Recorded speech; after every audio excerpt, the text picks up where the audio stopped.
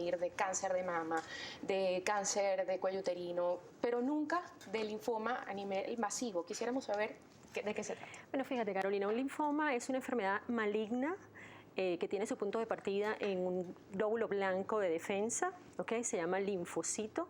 Habitualmente asienta en unas estructuras corporales que se llaman ganglios linfáticos o en zonas extragangliolares, como decir la médula ósea, donde hay habitualmente soldados de defensa, digamos. Pero de lo que se trata es de una enfermedad efectivamente neoplásica o tumoral, que tiene una variedad clínica amplia de acuerdo a cómo se clasifique y que se presenta clínicamente de manera muy variada de acuerdo al nombre y al apellido del linfoma en particular. ¿Cómo diferenciamos linfoma Hodgkin y linfoma no Hodgkin? Esas son las dos grandes grupos. Linfoma Hodgkin y no Hodgkin son las características que el patólogo en su esfuerzo diagnóstico requiere evidenciar para poder hacer una clasificación inicial muy grosera, digamos, grande.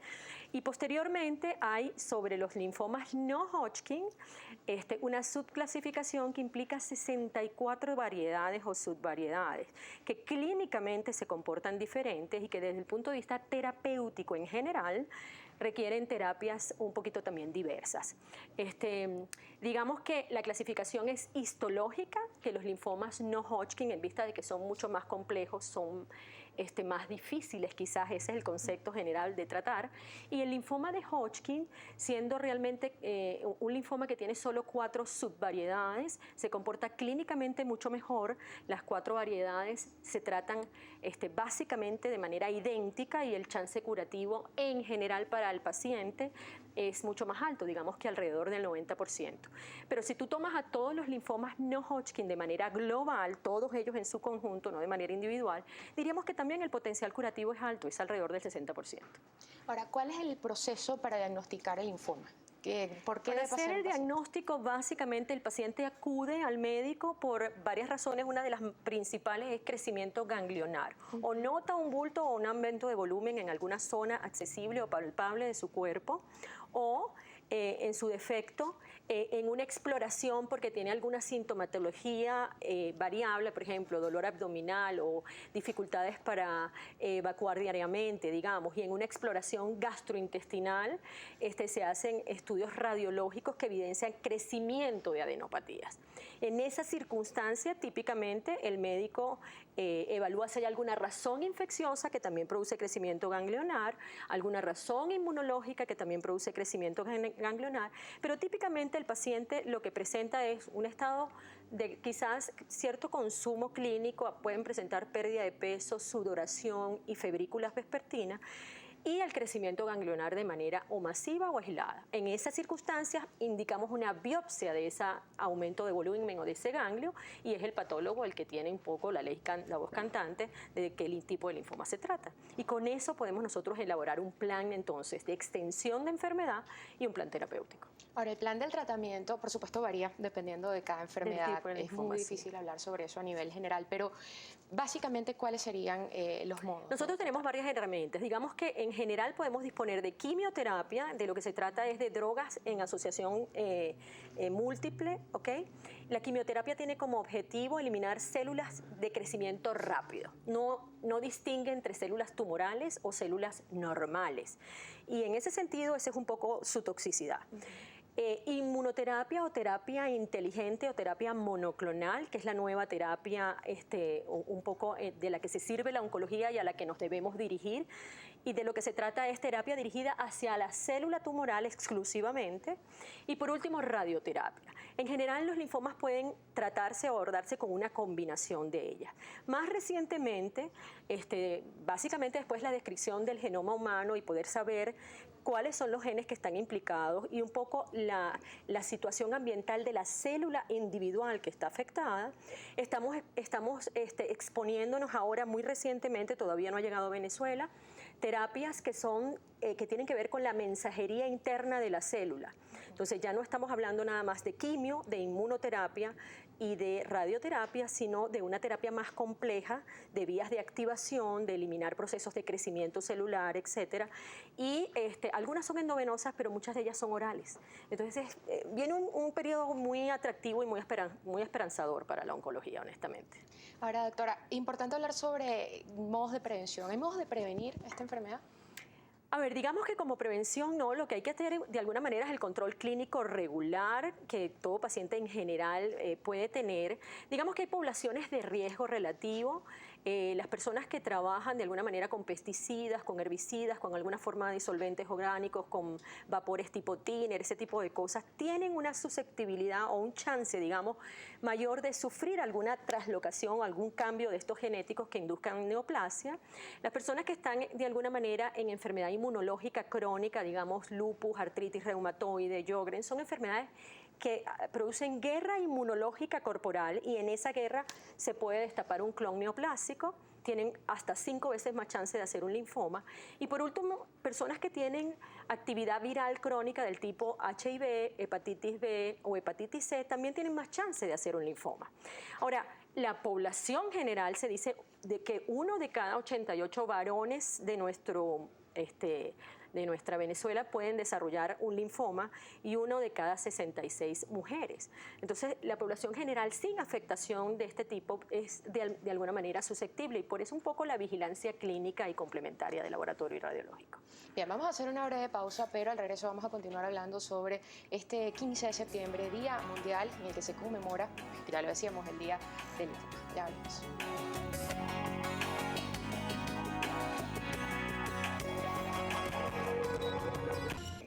AVAL nace en el año 2003 gracias a la iniciativa de un grupo de pacientes y familiares, pero no es sino hasta el 2004 que cobra cuerpo legal. Desde ese entonces decidimos que debíamos manejar muy bien la patología en función de que el diagnóstico que para ese entonces hicimos en la población arrojó en Venezuela una información muy similar a la que existe en el mundo. Solamente el 0,2% de la población conoce lo que es un linfoma. Es decir, que más o menos el 90% conoce lo que es un linfoma al momento que son diagnosticados. En base a eso, AVAL desde sus inicios ha decidido desarrollar campañas informativas, educativas, para hablar no solamente de la enfermedad, sino de las posibilidades de tratamiento, las terapias, como bien lo decía la doctora Torres, vanguardistas que hoy en día se emplean y que han ayudado a que la sobrevida de las personas afectadas con esta patología puedan tener.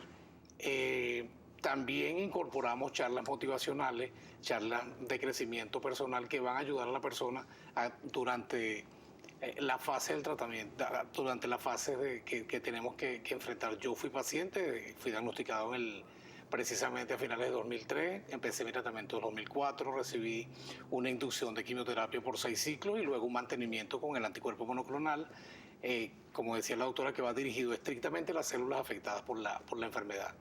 Desde ese entonces, bueno, identifiqué que mi misión en la vida era trabajar con las personas que como yo pasamos por esto y que tienen la necesidad de conocer los procedimientos para acceder a los tratamientos, pero además de eso a conocer bien quién es el especialista de la medicina llamado a tratar los linfomas, porque para aquel entonces pudimos identificar en el recorrido que hice a nivel nacional que una de las principales fallas que existe en el país, aun cuando hoy en día ha mejorado, pero para aquel entonces vimos que muchos problemas existían, era por la falla en los diagnósticos. Muchos, lamentablemente, hematólogos u oncólogos diagnosticaban sin tener la inmunohistoquímica y eso ocasionaba que el protocolo que se decidía de tratamiento no era el adecuado. Eso evidentemente es un riesgo porque no va directamente el esquema a atacar la enfermedad como tal, ocasionando retrasos que iban posteriormente a la progresión de la enfermedad, a ocasionar la progresión de la enfermedad en los pacientes y sencillamente iban a requerir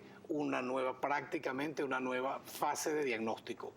Por eso AVAL desde sus inicios se incorpora en ese trabajo por y para los pacientes desde el diagnóstico, indicarle quién es el especialista a nivel nacional, que cuenta con, digamos, el aval de nuestra Comisión Nacional del Linfoma, de nuestros asesores como especialistas conocedores de la patología, para que desde el diagnóstico tengamos con certeza cuál es el nombre y el apellido de ese linfoma y reciban el tratamiento oportuno.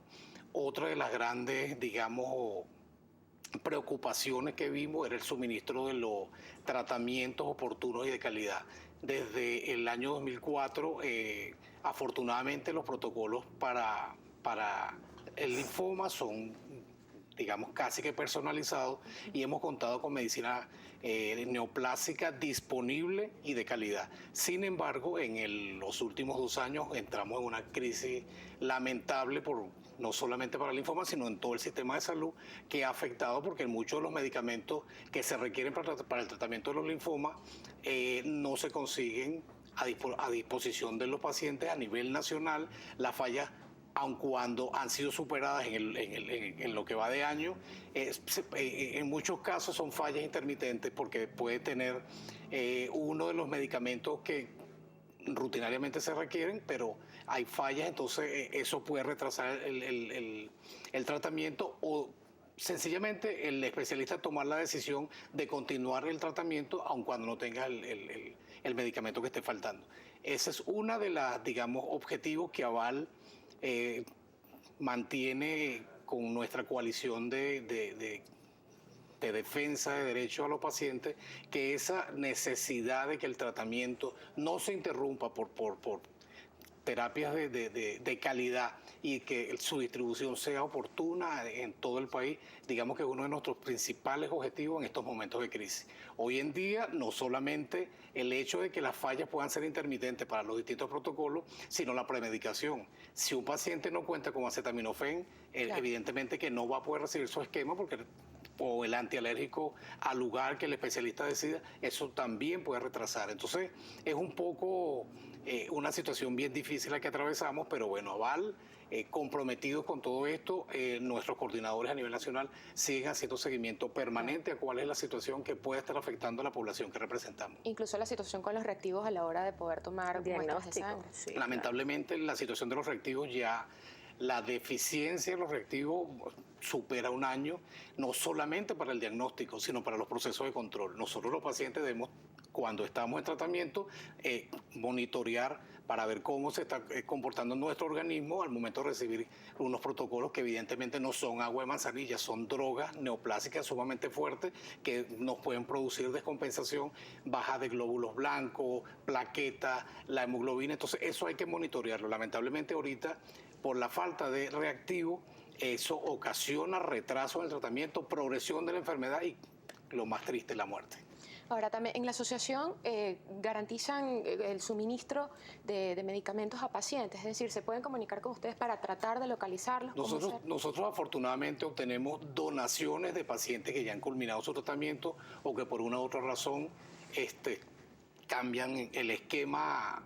El especialista decide hacerle un cambio y recibimos ese tipo de donaciones y bueno, tenemos cierto banco de medicamentos. No es un banco muy grande, sino es un banco, si se quiere, muy pequeño, pero que eventualmente podemos a través de nuestros contactos conseguir el medicamento que el paciente eventualmente pudiera necesitar y a través de algunas instituciones privadas que de muy buena manera se ofrecen a proporcionarnos el medicamento que pudiera estar faltando. Lamentablemente, bueno, en esta situación de crisis general es muy difícil tomar, como antes lo hacíamos a través de otras instituciones, donaciones mayores. Complicado. Pero además es complicado por 2 razones, porque como tú bien decías, ellos de alguna manera no pueden ser garantes de que la medicación la tengan a disposición el complejo número de pacientes que tienen linfoma.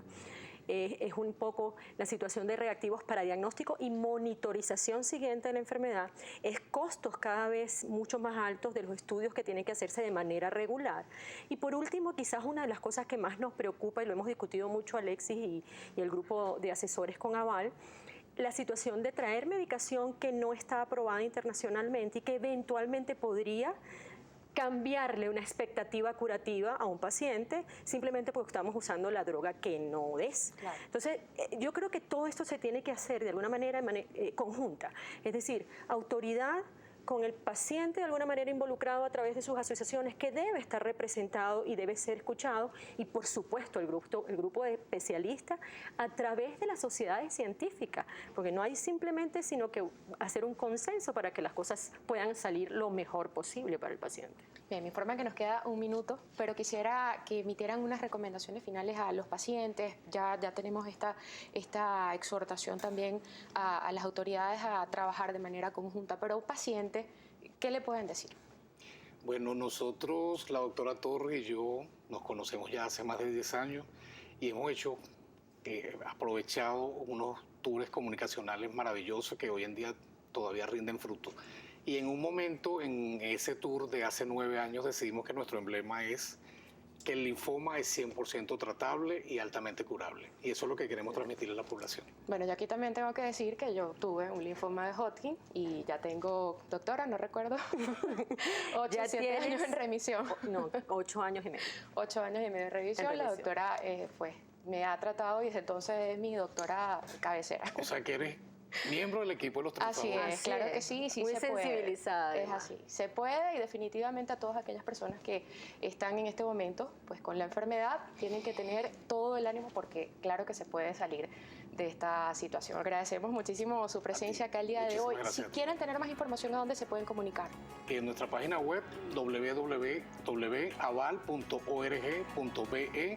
El teléfono de contacto 0416-542-4148 y 0424-310-3060. Bien, muchísimas gracias por acompañarnos el día de hoy. Hacemos una breve pausa, ya venimos con más.